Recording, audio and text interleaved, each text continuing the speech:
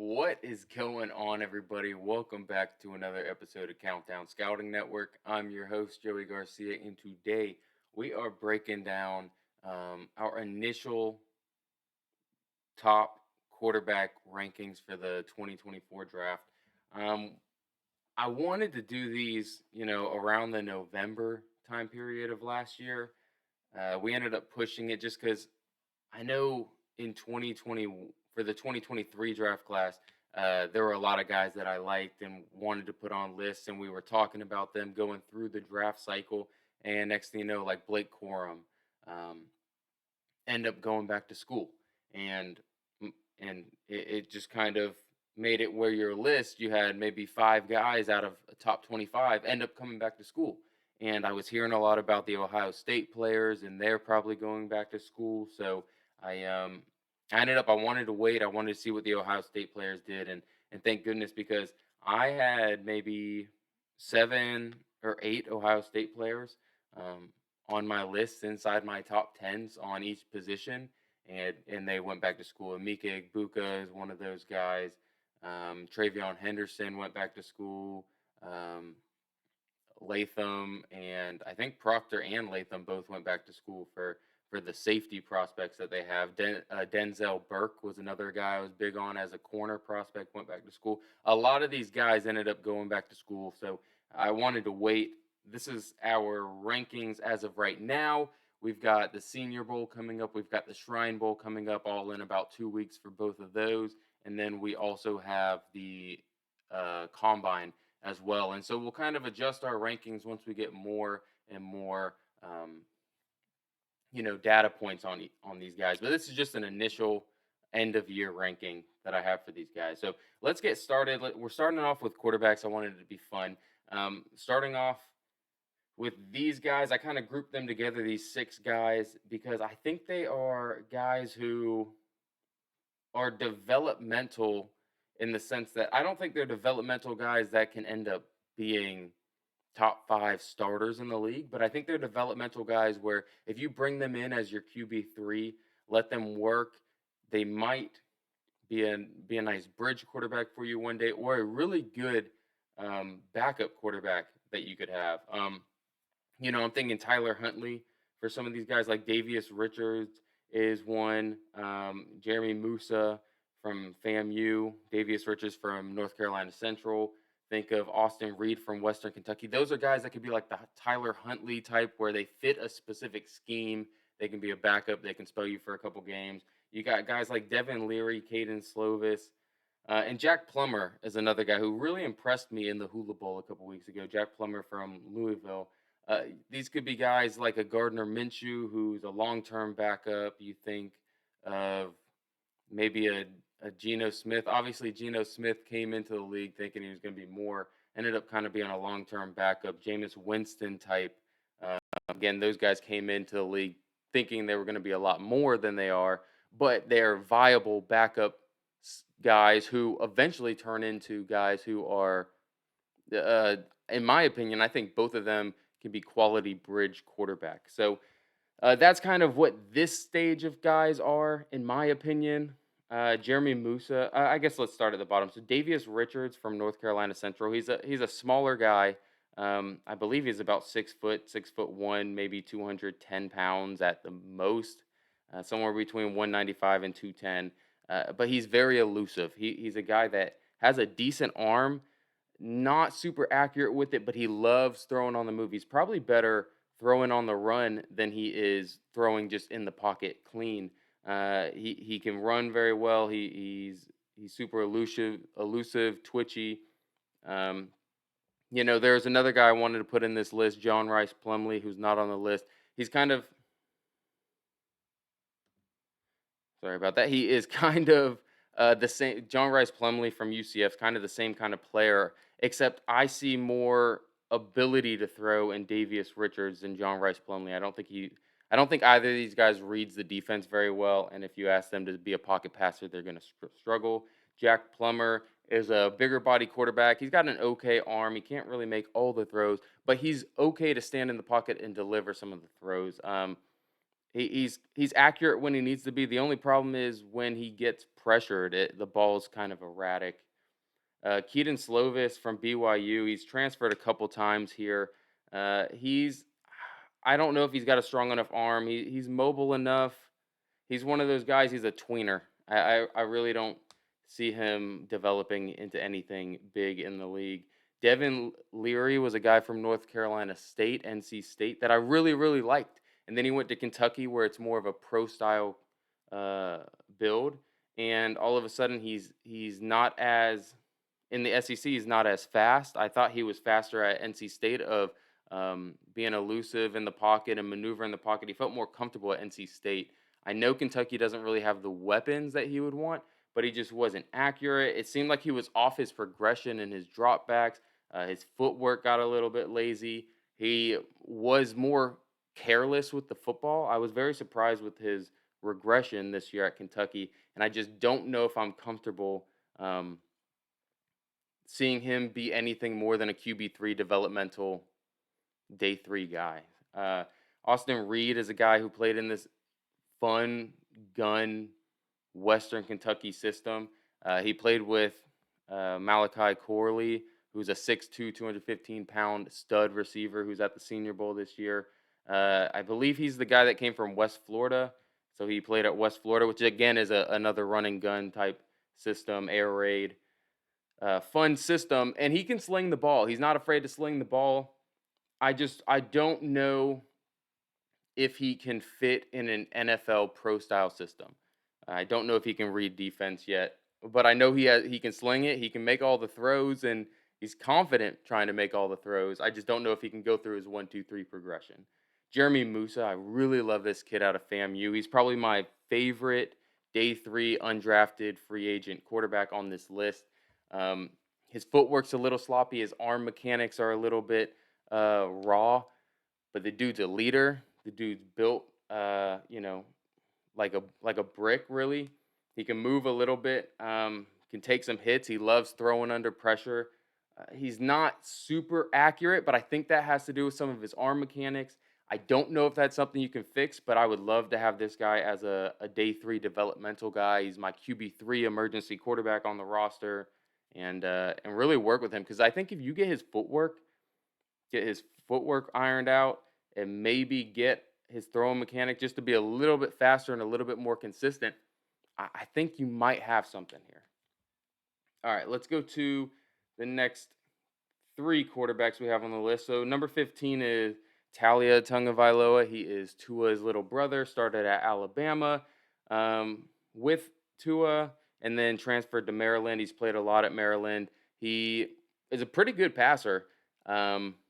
I think he has slightly stronger arm than his brother. They're built about the same. He's probably 6 foot 210, something like that. So around the same size as his brother. But I think he's more mobile than his brother is. I think he's got a bigger arm than his brother. It's not a great arm, but it's probably an slightly below average offense, below average NFL arm. He doesn't read the field as well as his older brother Tua does. He doesn't anticipate like Tua. So don't think that he's the same quarterback as Tua. Don't think that just because I'm saying he's got a better arm, he doesn't have the footwork Tua had. He doesn't have the anticipation Tua had. This is a day three developmental guy.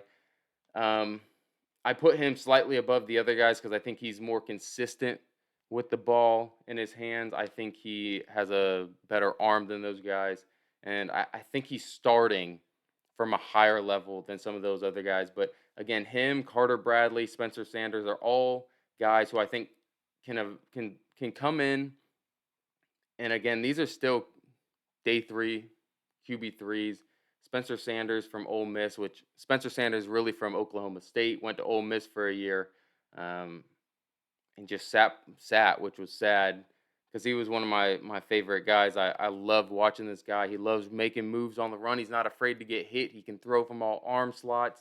He is not the best quarterback on this list by far, but he's very consistent. This is the Gardner Minshew of this class. I know I brought up Gardner Minshew for some of the other guys, but I think Spencer Sanders is a guy that comes in day one and, comes in as a sixth round pick and kind of competes. And he's a Gardner Minshew. I don't think he's got the upside of Brock Purdy. So I'm not saying that, but he's got the moxie that Gardner Minshew had, the pizzazz, the I don't give a crap attitude. I'm gonna go sling it. I'm gonna be a leader. He's got leadership, and I really think that is my dark horse in this class. I know I said Jeremy Musa is one of my favorites, my high upside guys. Spencer Sanders is my dark horse to be a starter coming out of this class. Carter Bradley is a guy I skipped over at 14. He is Gus Bradley's son. He's at South Alabama. He impressed me in the Hula Bowl. He's probably the best quarterback at the Hula Bowl. His calm, cool collectedness. He's 6'3", I think 225 pounds. He's got a good arm. He loves the deep ball. Everything that I saw from him, in a Senior Bowl type game, that Hula Bowl, where there's not that many good offensive linemen, there were pressure all day, and he was slinging it, and he felt really comfortable. I could tell he's a coach's son. He's just kind of got that calm collectedness, like he knew what he was doing, and that's a guy who will he be a starter? I don't really ever see him being a starter, but this is a guy who I think, again, I've said it with all these guys. This is a guy who I think can be a backup quarterback. I think this guy can fit in any system. He's not the most mobile guy at all.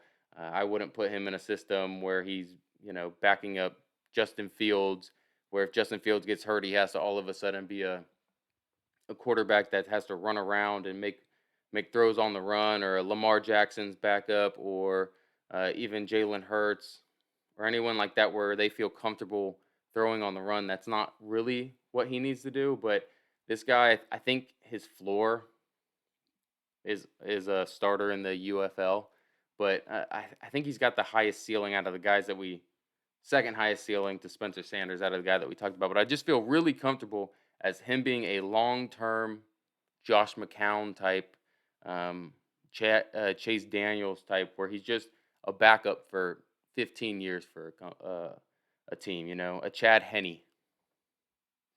All right, let's bring in a couple more. Let's go to 9. Talking with number 12, Sam Hartman from Notre Dame. He is a guy who, coming out of Wake Forest, I was really excited to see him in a system that's going to be more pro style. A team that had a better offensive line around him and some more weapons than Wake Forest had. It turned out Notre Dame's weapons weren't great this year. I thought they would be better than they were, but their offensive line was good. Yeah, they played a hard schedule. Yeah, the receivers couldn't separate that much, but Sam Hartman just kind of showed his arm wasn't up to snuff with the rest of the guys. He can't throw out routes. He's kind of weak on some screens even. He's not doesn't have the deepest ball. The zip isn't really there.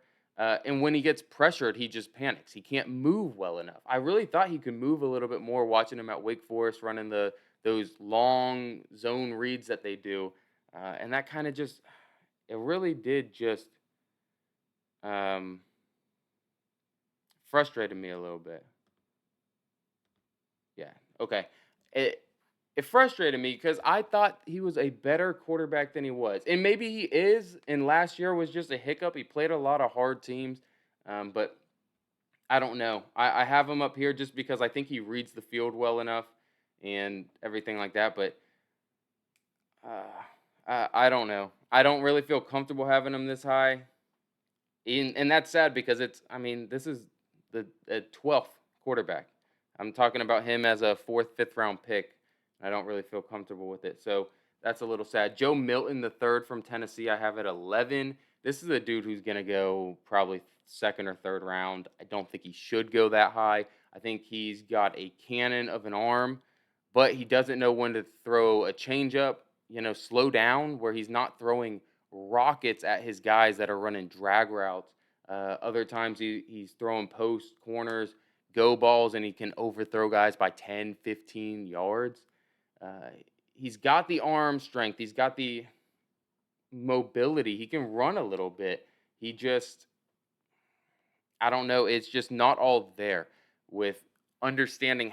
I don't know if it's in his throwing mechanics, if it's his hips, if it's his footwork, but something is going on where he's just erratic with the ball. You don't know where it's going. It's a sniper with no scope. I mean, that's honestly what it is. It's kind of like what we were saying with Anthony Richardson, except I could tell Anthony Richardson's process on how he's getting to where he's getting in his progression.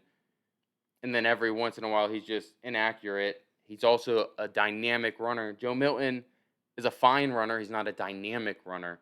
Um, that's why I have him here at 11. Going to 10, Jordan Travis from Florida State. This guy, he's a little small. He's coming off of a bad injury, and that kind of concerns me, as well as he doesn't have a great arm. This FSU system relied a lot on him running around, making some plays, making some plays happen, and then getting the ball off. I don't see that really working in the NFL, but I put him up here as out of respect because I think he's got enough of everything that he'll need. In hindsight, maybe he could have gone below Joe Milton, maybe behind Sam Hartman, but I think this is a guy who could end up being like a Desmond Ritter, where you're hoping that he can develop into something. I think that's kind of where I see him, is in that Desmond Ritter mold. Not very high praise for him right there. I really tried, and I think he's an okay prospect. Spencer Rattler from South Carolina. His offensive line was atrocious this year. Throwing under pressure, he was actually kind of decent throwing under pressure. He's a guy who can move. He's got the Patrick Mahomes type ability. I think he's more of a Jameis Winston, but in that sense, if you can hone in that Jameis Winston from back in the day, where he can make all the throws, he can move well enough, he's not afraid to take risks. If you can just get a guy to kind of corral that and take slightly less risks, I think Spencer Rattler can do that, and I think he comes in as a guy who's your QB2. But if you have a Ryan Tannehill type guy, or if you have, I'm trying to think of someone else like that, yeah, like a Ryan Tannehill type guy, he could overtake him his rookie season. He's that dynamic. Going to number 8, Michael Pratt from Tulane. He can move well enough. He's a bigger body guy. He's got a really good arm, and he can make all the throws. I wanted to put him higher up on this list. The thing is, he's not in a pro-style system, so I don't really know how good his progression is, but he looks phenomenal. He can make all the throws. He's a gunslinger that doesn't have too many turnovers, and he can move well enough. He takes shots. He's good under pressure. I really like this kid. I think if someone grabs him in the third round, this is the Dak Prescott of this class, I would say. J.J. McCarthy from Michigan. A lot of people are going to hate me for having him at 7. He's a guy who, if Caleb Williams wasn't in this draft class and Drake May wasn't in this draft class, this is a guy who people might be convincing themselves to be QB1 in this draft class. He has everything that he needs to succeed in the league. From what I see of him, and do not take this the wrong way, he feels and he looks, my comp is Zach Wilson, where he can make all the arm throws. He's mobile enough, but he's not going to be a Kyler Murray where he's running for tons of yards or anything like that. But he's mobile enough where he can maneuver the pocket. He can get outside the pocket and make plays off structure, off platform. And he can throw from all arm angles. He can throw every single pass. He's got an amazing arm. I'm concerned with sometimes they didn't put the game on his shoulders. And I understand they've got some of the best running backs with Blake Corum and Donovan Edwards. And they got that third running back. I apologize. I don't remember who he is. I think he's an underclassman. But Michigan just would not. Even in one-score games against Penn State, against Ohio State, when the game's on the line, when the game's close and you need a big play, it wasn't J.J. McCarthy they'd go to. So that was a little bit of a concern for me. But again, he has everything you need. He needs to be a little more consistent in his games. Going from having a great game to having an okay game to having an awful game. If he can just bring that in, he could be really good. He's Zach Wilson to me, which is he can be a Pro Bowl caliber player, or he could be someone who is a developmental piece that never really develops. I think that it's a wide variance with him, and that's why I have him down here. Because of the guys I have in front of him, Cam Ward, who actually just went back to school, so I apologize. Um, Jaden Daniels is my number 5 guy, Heisman Trophy winner from LSU. He's 6'4", 200 pounds. He's a little skinny in my opinion. He takes too many shots, but this is another guy who you could talk about as QB2. To be honest with you, you could talk about him as QB2. I have him as QB5 because I think he relies a lot on the deep ball. When he was at Arizona State, it was a lot of deep ball. At LSU, it's a lot of deep ball. And again, he has explosive weapons with Malik Neighbors and Brian Thomas Jr., who excel with the deep ball. And so I understand him wanting to throw the deep ball. I wish there was a little bit more underneath an intermediate progression. I think intermediate game is where I was hoping he would take that next step this year. But he is very mobile. I would love for him to get another 15 pounds on his frame. You look at what Lamar Jackson did when he first came into the league. First came into the league was, I believe he was 6'3", 195 pounds. And now he's like 220. If you look at him, he is thick. He's put on muscle as the years go, and he's still able to be the most dynamic runner we have in the league at quarterback. And he's taken less shots because he's learning how to slide and everything like that. If Jaden Daniels can do that and also progress as an intermediate passer like Lamar Jackson has done, I mean, sky's the limit. So I still have a first-round grade on him. I still have a top 20 grade on Jaden Daniels. I just think that there's a lot of really good quarterbacks in this class. Guy I have in front of him, Bo Nix of Oregon. This is not the Bo Nix of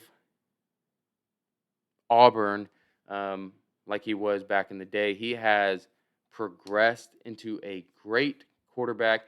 He needs to be a little more consistent, but Bo Nix just feels Baker Mayfield to me.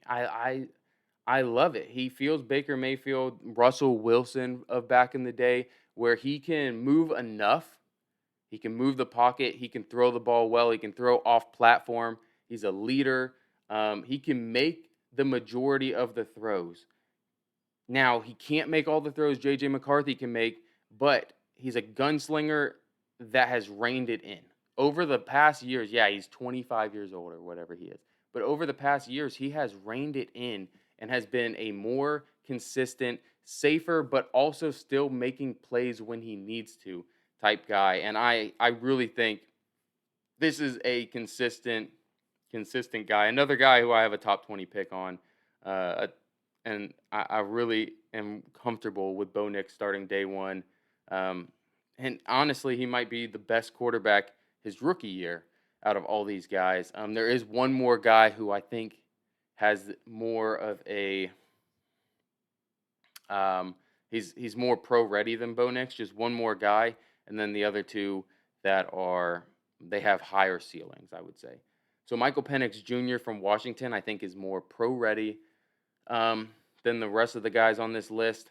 I think he can move more than people think he can. At Indiana, he moved a little bit. I'm not saying he's a guy that's going to go rush like Jalen Hurts does or like we think Jaden Daniels going to, J.J. McCarthy. He doesn't move like those guys, but I think he can kind of move more like Bo Nix, where he's athletic enough to move. Like Drake May, who's next on this list, can move. He can move around, but he wants to sit in the pocket and be a pocket passer. Yeah, he's had knee injuries. He's also an older prospect, so maybe he drops down, but I'm very comfortable with picking him in the top 15, top 10 even, to lead my team to a Super Bowl. I think he's a guy who's going to be a game manager that can make the plays, make the throws. He understands how to read the defenses. He'll sit in the pocket and take a shot if he has to. He's someone that's got the competitive toughness that can play injured.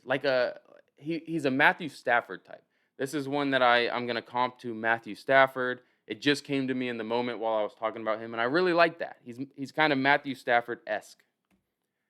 Drake May, I really don't got to talk about Drake May and Caleb Williams. I'll put them both side by side. I don't have to talk about them that much. I know everyone knows their names. Drake May is a guy from UNC who's like 6'4", 215 pounds. He's probably one of the bigger quarterbacks in this class. He moves the pocket really well. He can make a lot of the throws.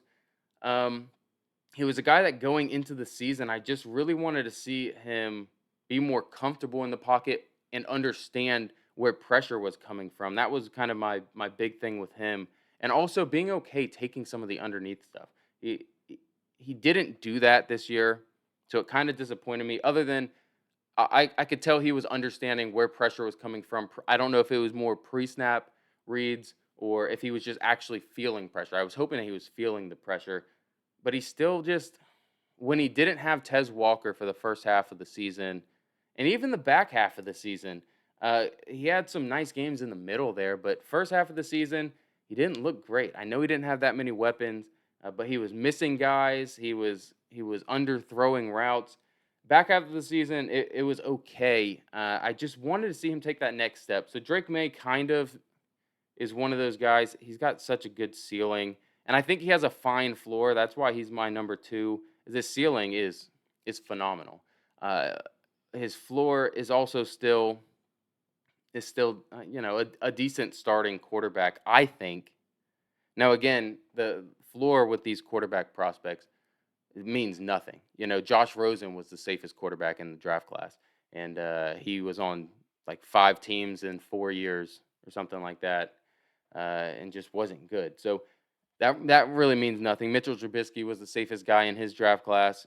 All that kind of stuff aside, and it doesn't really mean anything. But I do like Drake May. I think he's got what he needs to succeed. Um, and going into Caleb Williams, the prodigal son. Everyone talks about Caleb Williams as the next big thing. I don't see him in the line that everyone's talking about with the Andrew Lucks and the Trevor Lawrences. But I do think he is a quarterback who is undersized. He's probably barely 6 foot, 6 foot 200, 6 foot 195, something like that. Um, but he moves well. He moves in the pocket well. He can get outside well. People say he makes the throws like Mahomes. I hate doing that comparison. He makes really good throws. Kind of like I would say his arm is somewhere between Zach Wilson and Kyler Murray. I think he can make a lot of elite throws. I think he also just sometimes before the snap says, "Hey, this is the guy I'm going to throw it to regardless," and throws it that way. He trusts his guys a little bit too much. I think in the NFL that's going to be a big negative for him. I think he can get himself in a lot of trouble. He also holds the ball a long, long time. This is a quarterback who holds the ball extremely long. And in the NFL, you do not have that much time. Ask Sam Howell how that went this year. Sam Howell was the most sacked quarterback in the league by far. And a lot of that was because he held the ball. His offensive line wasn't great, but he just held the ball, was getting sacked, was throwing the ball and getting interceptions. So you got to learn to get the ball out quicker. That's something that Caleb Williams has to do. Bryce Young did the same thing. Look what happened to him. Bryce Young in Alabama. What was the one thing we were saying about him? He's a little small. He can't really move for his size, but he holds the ball too long. This Caleb Williams, sure he's slightly small, but I think he's fine. He's not 5'9" like uh like Bryce Young is. He moves way better than Bryce Young. I just think he holds the ball too long. So after a year or two, something like that, people also say that he's got character concerns because he's a little immature. I don't really see that. Oh, yes, okay, he painted on his nails, F Utah, that kind of stuff. But whatever, that's him trying to that's how he's leading. I just don't see him as immature as everyone else says. Was it annoying when he did it? I think it was slightly annoying, sure. But I think he's going to be fine. I think he is still my QB1, and I'd be okay taking him at 1 overall if I was the Chicago Bears. I actually think that's the best option for the Chicago Bears is to take Caleb Williams number 1 overall, but he is not the elite QB prospect that everyone is saying he is, in my opinion. That's my opinion. Go ahead and blast me down in the comments if you disagree. If I missed a quarterback, go ahead and put them down there of who you think I missed on here. If there's a quarterback that you disagree on, if JJ McCarthy is way better than the top 6 quarterback that I put him as, go ahead and put that down in the comment section. If you did enjoy, go ahead and leave a like and subscribe. On Wednesday, we are going to get into the running back prospects, and we have a lot of running backs to get through, so we'll probably put that into 2 parts. and then wide receivers on Friday if we get through all the running backs. And again, the wide receivers, I think I have like 37 wide receivers to get through. So I appreciate you guys taking the time to watch this. Again, go ahead and put down in the comments if you disagree with any of this. So have a good day. Peace.